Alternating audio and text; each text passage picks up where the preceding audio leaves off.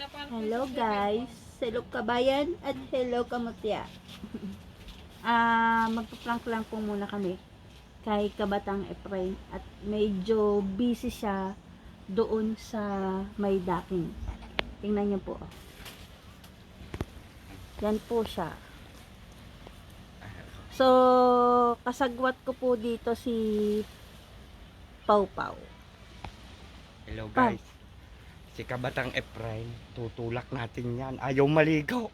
Ay mamaya mag-i-estimate kami doon, itutulak natin. Titingnan natin kung anong mangyayari, kung magagalit ba. So, paano? Let's go! Let's do this!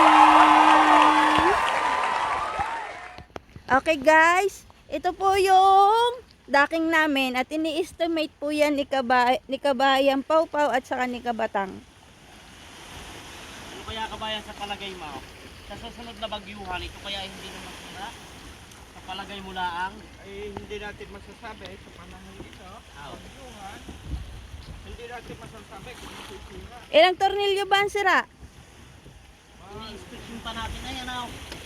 Saka sakali kaya, kung kayang bagyong dumating, malaki kaya ang alon noon?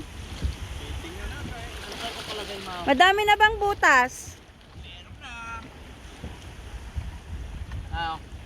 Nalaoy din na, din ito ng aray. Ay, baka sakalay. Ay, kaya hindi masira.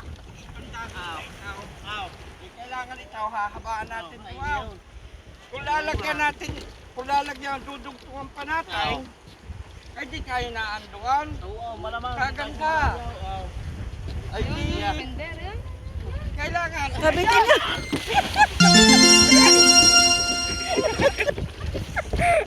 Bakit may tulak ang nangyari?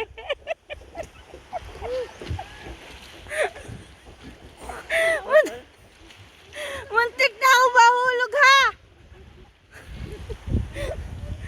Masarap maligo ah. Naitulak ko lang, ikaakul nung isang yun eh. Ano bang nangyari sa estimation mo? Estimation ay sinisilip ko pala eh. Nahulog na ay, naitulak na. Ayan, di pa sa takapaligo tulay. Ay siya, paano yan mahal ko? Di uuwi tayo ng basa. Ay, uuwi ng basa, ay nasa dagat na eh. Ay siya, huwag kang didikit sa akin ha. Bahala ka diya maglakad at mababasa ako. Kasama pa naman ng tubig sa dagat.